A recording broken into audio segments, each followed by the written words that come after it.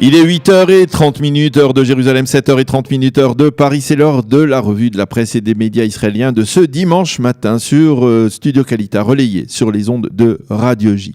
Nouvelle semaine, mais même réflexe ce matin que les semaines précédentes, avec encore et toujours les incontournables sondages qui ponctuent la campagne électorale en Israël. Et ce matin, deux nouveaux sondages qui reflètent tous les deux les mêmes tendances quasiment, celui du Yediot Aharonot et celui du Haaretz, qui nous indique l'affaiblissement du parti bleu-blanc et le renforcement du bloc de droite et des orthodoxes qui conserve ou qui reprend, on va dire, une légère majorité sur le bloc centriste de gauche. Dans le sondage du Yediot Aharonot et de l'Institut Midgam, le parti de Benny Gantz et Yair Lapid obtient 33 mandats contre 29 au Likoud, mais les mandats perdus cette semaine par Benny Gantz sont récupérés apparemment par le Parti travailliste qui obtient 10 mandats. Autre point marquant, le parti de la nouvelle droite de Naftali Bennett s'affaiblit et il tourne autour de 5 mandats, mais le Likoud parvient à rassembler les formations qui composent actuellement sa coalition sortante et à obtenir un total de 62 députés, alors que le bloc centriste de gauche ne totalise que 50 députés, sans les députés arabes israéliens. Autre question intéressante posée ce matin par le sondage, dans le sondage du Yediot Aharonot, qui, selon vous, va former la prochaine coalition ?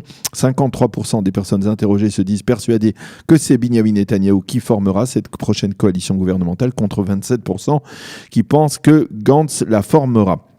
Dans le sondage du Haaretz et de l'Institut Dialogue, bleu-blanc faiblit plus sensiblement avec 31 députés seulement contre 28 au Likoud. Et là encore, le bloc de droite obtient 62 mandats et l'emporte sur le bloc de centre-gauche. Le Israël Hayom lui mentionne que nous sommes moins d'un mois avant les élections législatives et sans même se référer au sondage dont nous venons de parler, il affirme en manchette ce matin que la clé du scrutin sera dans les petits partis qui flirtent avec le seuil d'éligibilité. Le journal en mentionne 3 en particulier: le parti Kulanu de Moshe Kahlon, le parti Zehut de Moshe Feiglin et le parti Gesher de Orly Lévi Abekassis. Selon le Israël Hayom, il y a entre 4 et 10 mandats qui demeurent indécis à cause de ce seuil d'éligibilité qui ne sera pas facile à franchir et qui risque d'affecter plus la droite que le centre et la gauche israélienne. Et Mati Torfel décrit ce matin dans le Israël Hayom qu'un mois en politique israélienne, c'est une éternité. Le Israël Hayom toujours rappelle que ce soir, la chaîne i24 News commentera son propre sondage et recevra comme invité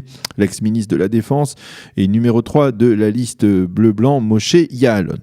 Pour revenir au Yediot Aharonot, celui-ci accorde une pleine page ce matin à celui qui pourrait être la surprise des élections. Il s'agit du parti Zehut de Moshe Feiglin, qui dans certains sondages, ou aujourd'hui on peut le dire dans la plupart des sondages, passe le seuil d'éligibilité.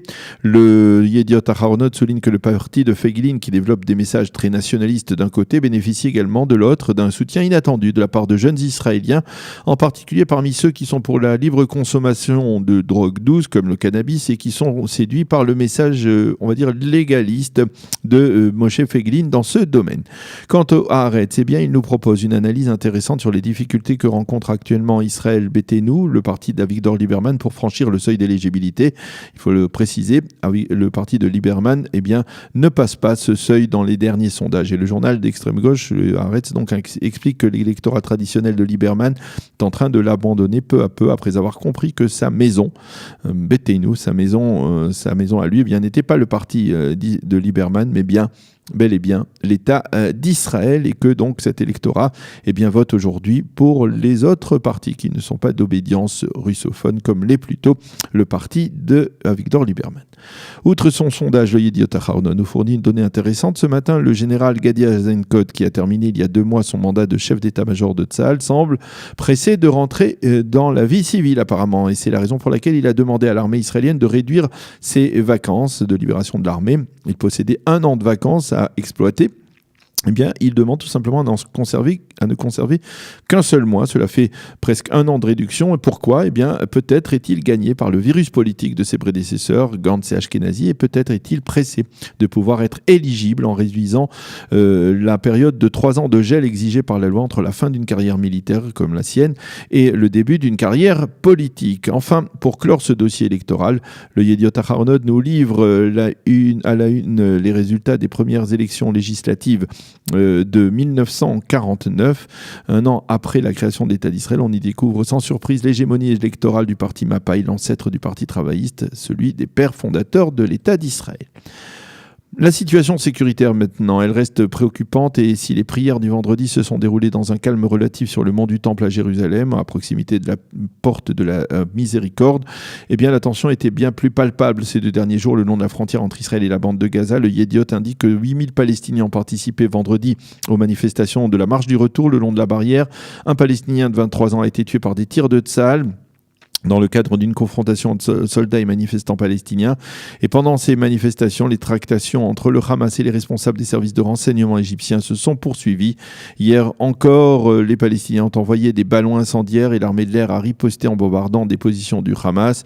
Et je vous le disais également, donc hier soir, je vous le disais dans le journal d'information, hier soir, une roquette a été tirée à partir du territoire de la bande de Gaza en direction de la zone du domaine de juridiction du Conseil régional d'Eshkol dans le sud du pays. Le Maariv écrit ce matin que le Premier ministre Benjamin Netanyahou se retrouve actuellement entre le marteau et l'enclume. S'il durcit le ton face au Hamas et qu'ensuite il ne concrétise pas ses menaces, alors il risque d'en payer le prix électoral le 9 avril prochain, d'où le sentiment général d'une forme de silence israélien embarrassant face aux provocations des Palestiniens du Hamas. 2 informations que nous fournit le Israël Hayom ce matin. Sur l'AIPAC et les démocrates américains, le Israël Hayom souligne que pour la première fois, un des responsables des implantations juives en Judée et en Samarie prendra la parole lors de la prochaine convention du AIPAC, le puissant lobby juif pro-israélien, une convention qui se tiendra dans quelques jours à Washington, en présence du Premier ministre Benjamin Netanyahou. L'invité représentant la Judée et la Samarie sera le président du conseil local d'Efrat, Oded Revivi, qui est une sorte de chef de la diplomatie au sein du conseil de Yesha. Quant à Donald Trump, eh bien, il s'en prend aux démocrates et les accuse d'être un parti anti-juif, ce qui peut paraître paradoxal pour un parti qui est soutenu par la majorité des juifs américains, mais qui pourrait s'expliquer peut-être par les prises de position très radicales de la représentante de la Chambre des députés, Ilhan Omar, qui a tenu des propos à caractère antisémite la semaine dernière, justement en attaquant l'AIPAC et en accusant les juifs américains de double allégeance. La raison précise des propos de Donald Trump est le rejet d'une proposition visant à désavouer les déclarations de la députée musulmane en raison de divergences au sein du Parti démocrate. Et Amnon Lord commente ces développements aux États-Unis en affirmant que les démocrates américains s'engagent sur la voie du Labour britannique, dont le leader Jeremy Corbyn est, on le sait, un antisémite patenté. Le Israël Hayom révèle ce matin que l'armée israélienne a décidé d'obliger tous ses soldats à se rendre au moins une fois en visite devant le Kotel, le mur occidental, et également à la Knesset durant leur service militaire. C'est une information donc, que l'on trouve dans le Israël Hayom. Selon un officier supérieur de l'armée israélienne, un soldat ne peut aimer sa patrie pleinement que s'il en connaît il ne connaît pas les principaux symboles de cette patrie et de son État. C'est donc la raison pour laquelle l'armée israélienne a décidé d'obliger les soldats à se rendre au Kotel et à la Knesset durant leur service. Et voilà donc pour cette revue de la presse et des médias israéliens de ce dimanche matin. Nous allons marquer une pause avant de poursuivre nos programmes.